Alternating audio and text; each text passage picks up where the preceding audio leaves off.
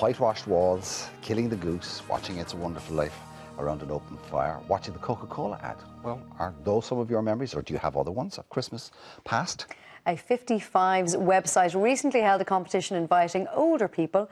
They're going to take first objection to being called older I'll be 55 people. next year. Yeah, exactly. Steady on. There you go. To asking people in Ireland to share their memories of Christmas past. The response was a nostalgic and heartwarming portrait of children growing up in an Ireland that was much poorer than it is today, but perhaps a lot happier. The winner, Kate Murphy, wrote an entry about wren boys in East Limerick in the 1950s, and Anne Fitzpatrick's entry talks about the turkey markets which were common in Ireland in the 1940s and 50s. Kate and Anne are joined today by the editor of Golden Ireland Directory, Geraldine Mc Glynn. Good morning to you ladies, one and all. Thank you very much for making the trip up.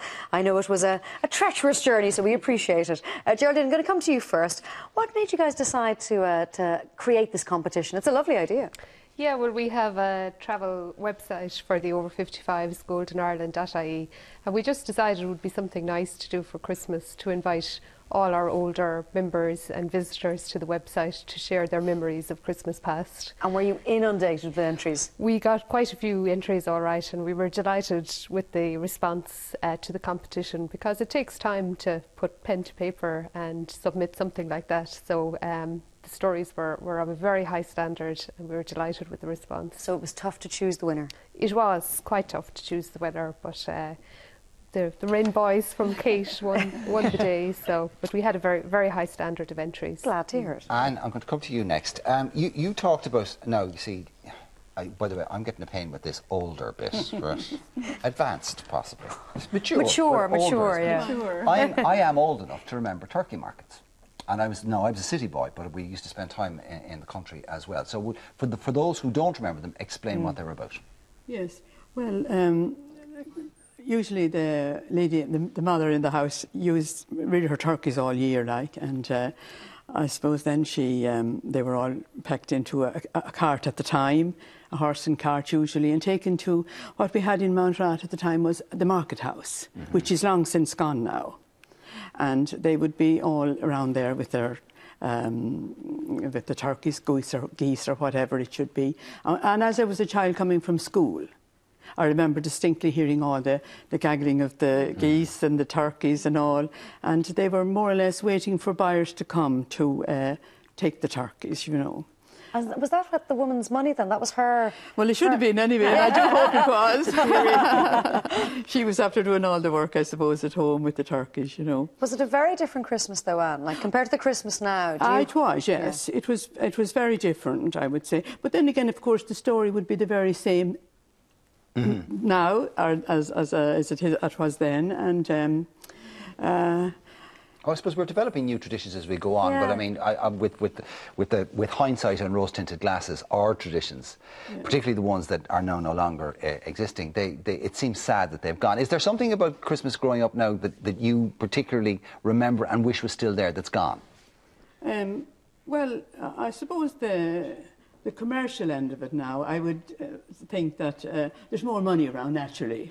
But do you know what, Anne? Charles Dickens, 180 years ago, said, Christmas is a poor excuse to pick a man's pocket on the 25th of December. Anyway. So nearly 200 years ago people were complaining about commercialism, so it's probably always been. Yes. And what would you have received as a present from Santa? Well, usually now it wasn't that much, but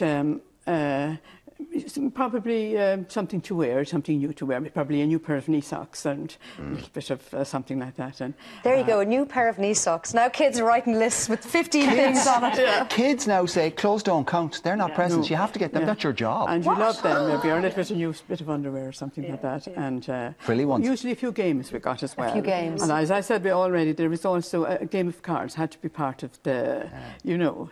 And we have some lovely pictures of your family, Anne, actually, we can have a look at. Yeah, that's who's who in this now? Where are you? I'm in the very front here now, the little one in the very front. The little girl at the very front, OK. Yes, must be going back close on 70 years ago, I suppose, really. You know. And that's Daddy with the hat? Daddy with the hat and Mammy, and I had the twin sisters then. And my brothers, and that's me again here with this wreath on my head here. This is you on the left of the picture? That's correct, yes. And my two brothers and my twin sisters at the back, yes. Yes. Happy times. Yes. Right, let's talk to the winner, the ultimate winner, Kate Murphy. You talked about the Wren boys in East Limerick. Now we say the Wren boys. The Wren boys. Yeah, I think pretty much everywhere in Ireland, Wren is not pronounced properly, so it was the Wren boys. But yeah, it wasn't a terribly strong tradition down there, which made it all the more exciting when they did come. And as I said in the piece, we were kind of in a very much a backwater road. They'll hate not to hear this at home. But so like it was touch and go whether anyone would actually come up the road if the weather was bad or whatever, if there was better pickings elsewhere. But it was... oh yeah, that's a typical picture. Would you explain for people who don't know? I mean, there's not a lot of city people who won't know what the tradition was. Well, I mean, they used to sing this song, the Wren, the King of all birds, and it was kind of part of Christmas. The Wren, of course, you only see him around Christmas, I think, the tiniest bird. And I think it's something to do with some religious story. I'm not too sure about the background of it. Does it have druidical origins? It is a pure folk. Pagan origins? Yeah, I'd say it does. Yeah. I'd say it does. God, I didn't do that much research on it now. But I'd say it does, that it has some kind of, rural pagan background.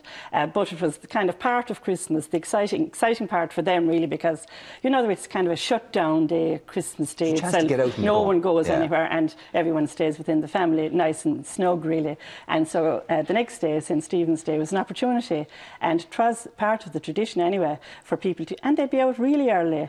And they always had some bit of music as well, and kind of rags and paper hats. And I said in the thing, and I had to look up how to spell it, I fiddle, because my mother used to say I fiddle. And it was kind of, it means a mask. Yeah. Aig. Does it still go on anywhere? Yes, it does. Oh, it does. Wexford is a big county, I think. Yeah, Wexford is big. Yeah. And the Mummers, isn't the Mummers the kind of modern version? One of our producers, Denise McNamara, who's from Tulla in East Clare. Oh, yeah. And you see the music. Maybe she was looking forward to it. She was dying to get home, obviously, but the one thing she didn't want to miss was she had the Wren will come around with them. That's it. And I'm sure it's bigger and better now.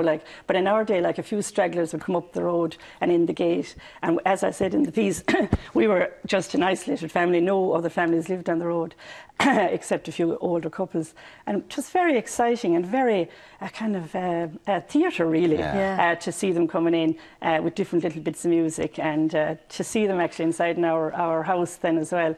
It was very a great break for us. It's a beautifully written piece, actually. Geraldine, I meant to ask you, can people read the entries if they go online? Yes, they're on goldenireland.ie. Goldenireland.ie. Yeah, it's on the blog section. And they can read Anne and Kate's memories, which were both beautifully written. Congratulations to you both, and safe home and a very happy Christmas to you all. Thank you so much for making the effort. It's amazing, isn't it? The first people who were here this morning were the mature guests. The older people. Right? The women of Ireland. They'll get wherever they have to get. Thank you, ladies. Tis an old dog for a hard road. Yes. Not that I'm referring to myself.